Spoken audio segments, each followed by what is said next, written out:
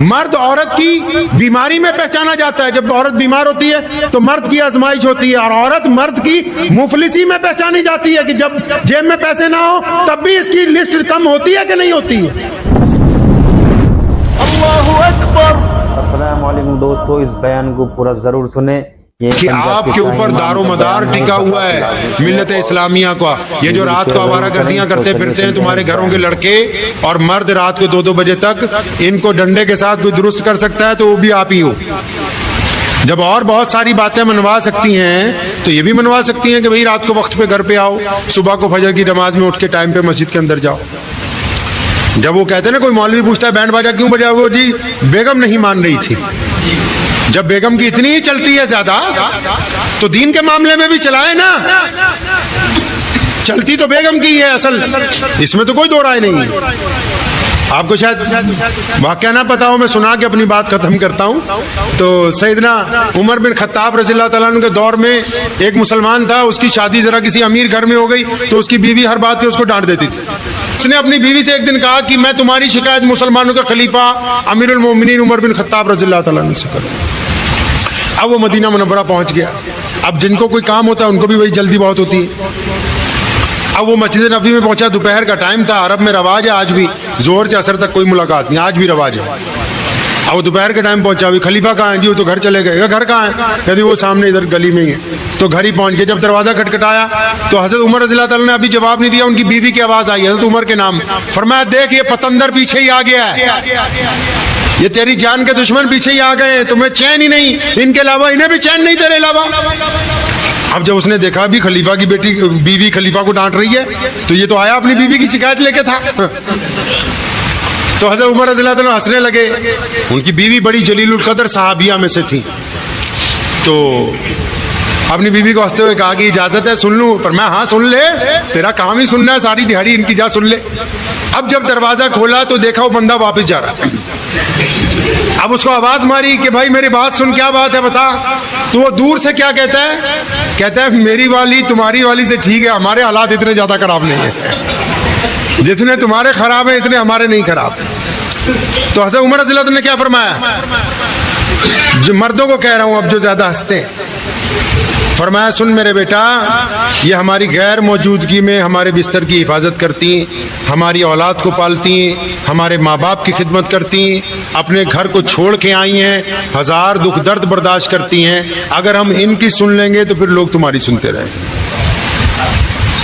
فرمایا کوئی بات نہیں, اگر تم اسے برداشت کر لو گے تو اسلام نے, شریعت نے, مرد اس کو کہا ہے جو عورت کو, جن گھروں میں لڑائی ہوتی ہے ان کا ذمہ دار عورت نہیں ہے. یہ ساری بہنیں خوش نہ ہو جائیں ذرا زیادہ, آپ کو بتا رہا ہوں, لڑائی کی اصل ذمہ دار عورت نہیں ہے, مرد ہے. کیوں؟ اللہ نے اسے قوت برداشت زیادہ دی ہے نا بھائی, تو اسے برداشت کرنا ہے.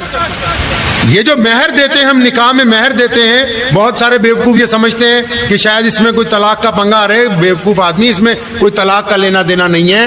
مہر تو ٹوکن آف لو ہے, ایک ذمہ داری کے لیے پیش کی رقم ہے کہ یہ میری طرف سے سونے کا ٹکڑا یا میری طرف سے یہ رقم میری بیوی کو پیش کریں کہ آج سے میں تیار ہوں تیرے نخرے اٹھانے کے لیے.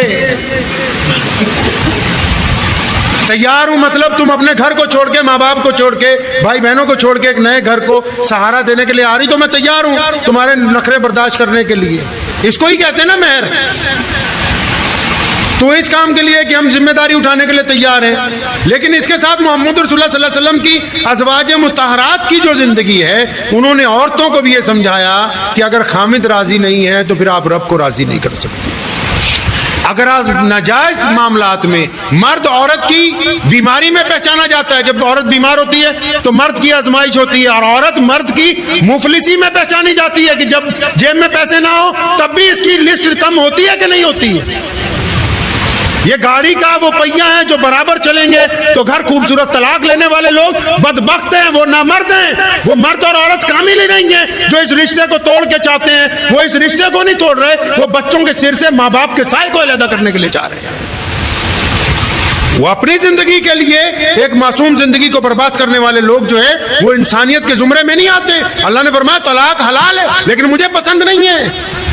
جو خاندان میں مشورہ دیتی ہیں بیٹھ کے دوسری عورتوں کو، جو مشورہ دیتے ہیں، جو اپنی لڑائیوں کی وجہ سے، اپنی ضد کی وجہ سے، اپنی انا کی وجہ سے کسی کی بیٹی کی، کسی کے بیٹے کی طلاق کروانا چاہتے ہو، تم ملت اسلامیہ کے بدبخت لوگ ہو، اور کل قیامت کے دن اللہ حضور کے یہاں جواب دینا ہوگا. اتنی جلدی بخشے نہیں جانے والے. یہ کیا سمجھا کہ یہ معاملات یہیں پر ختم ہو جائے گا؟ جس بچے نے تمہاری وجہ سے یتیمی کی زندگی گزاری ہوگی، قیامت والے دن اس کے میزان میں بھی آپ کو رشتہ داروں کو لا کے کھڑا کیا. آپ بتاؤ کہ کیا وجوہات تھی کہ ان کی زندگی اچھی نہیں چل سکتی تھی اور تم نے ان کو مجبور کر دیا آپس کے اندر تو دو ٹکڑے کرنے کے لیے. یہ کوئی مشکل کام نہیں ہے، یہ اتنا بڑا رشتہ ہے. اس رشتے کی اہمیت کوئی نہیں سمجھتے. پیچھے جائیں، قرآن پڑھیں، اور پیچھے چلے جاؤ، دنیا کا سرا نکڑ پکڑ لو.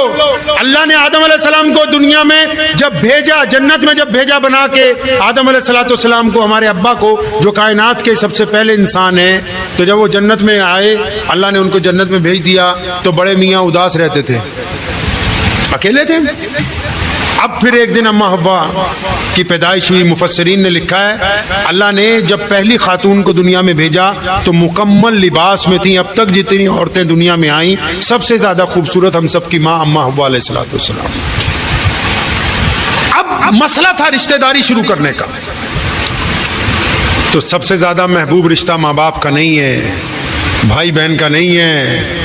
سنو، اللہ نے کائنات میں جب رشتہ داری شروع کرنی تھی انسانوں میں، آدم علیہ السلام کو فرمایا یہ تیری بیوی ہے. یعنی انسانوں میں جو پہلی رشتہ داری کی وہ میاں اور بیوی کی رشتہ داری. اللہ کو یہ رشتہ اتنا زیادہ پسند ہے.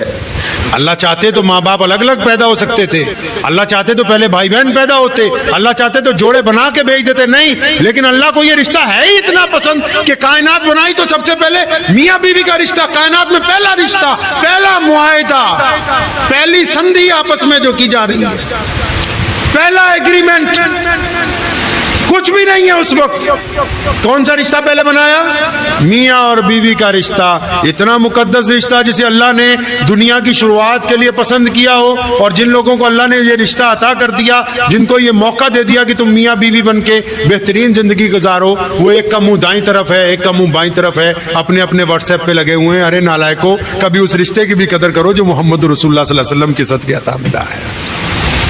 قدر کریں اس کی انشاءاللہ تعالی ہمیشہ، جب تک اللہ کریم نے. اور اس میں وفادار رہیں، وفادار رہیں. ضرورتیں ساری نہیں پوری ہوا کرتی، خواہشیں بادشاہوں کی بھی نہیں پوری ہوا کرتی. مرد کلندر وہی ہے. کلندر سمجھتے ہیں نا، آج کل لوگ سمجھتے ہیں بس جو بہت بڑا پیر بابا آ جائے گا اور زور زور سے کہتا ہو حق اللہ، بس یہی کلندر. ارے نہیں بھائی، کلندر وہی ہے جو رزق حلال کما کے لا رہا ہے، پنج گانا نماز کے ساتھ اپنے بچوں کو حلال مال کھلا رہا ہے. یہ کلندر ہے. کلندر ہے یہ بیٹی، یہ بیوی کہ جو اپنے گھر کی چار دیواری میں کم وسائل کے ساتھ اپنے جسم کو ڈھانپ کے اس کی عزت کو رکھتے ہوئے اپنے بچوں کو پال رہی. یہ کلندر ہے. اللہ کے نزدیک اس کی بڑی عزت ہے. کلندر وہی تھوڑی ہے جو پہاڑوں میں پھر رہے ہیں، درختوں میں بیٹھے جان نماز بچھا کے پھر فوٹو کھینچ کے ڈال رہے ہیں. نہیں نہیں نہیں بھائی، کلندر یہ میاں بیوی ہے جو کم وسائل میں ملت اسلامیہ کے بچوں کی پرورش کرتے ہیں. وہ کلندر ہی ہیں جو ایک روٹی کھاتے ہیں، ایک روٹی کو صدقہ کر دیتے ہیں.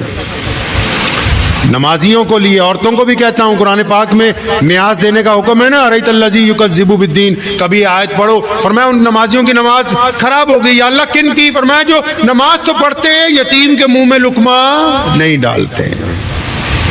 تو ساری بہنوں سے اور بیٹیوں سے میری گزارش ہے کہ ہمارے گھر میں بس مردوں کو بھی میں کہا کرتا ہوں کہ ایک بندہ خراب ہے، بہنوں بیٹیوں کو بھی کہتا ہوں کہ بس ایک ہی ہے جو خراب ہے. اگر تلاش کریں گے تو ہم خود ہیں. ایک دفعہ اطمینان سے رات کو بستر پہ بیٹھ کے آہستہ سے کبھی سوچو، ایسے کتنے لوگ ہیں خاندان میں جن کو میری زبان سے تکلیف ہے، جن کو میرا چہرہ دیکھتے ہی بی پی لو ہو جاتا ہے کہ اب بے عزتی کرے گی تو چپ نہیں ہوگی، جن کو مجھے دیکھتے ہی بلڈ پریشر لو ہونے لگتا ہے کہ اب میں گھر آ گیا ہوں، پتہ نہیں آج کیا ہونے والا ہے. تو کم از کم ایسے کتنے لوگ ہیں، ان کے ساتھ معاملہ درست کرنا یہ شریعت کا حکم ہے. ساری دنیا کو راضی کر لو گے، 5 رشتوں کو چھوڑ دو گے، ماں باپ کو، شوہر کو، بچوں کو، پڑوسی کو، شراکت داروں کو، تو پوری دنیا کچھ کرو تو کچھ فائدہ نہیں اللہ کے نزدیک. ان کو راضی کرنا بہت ضروری ہے. اپنے نفس کو تھوڑا سا دبائیے اور ان لوگوں کی قدر کیجیے.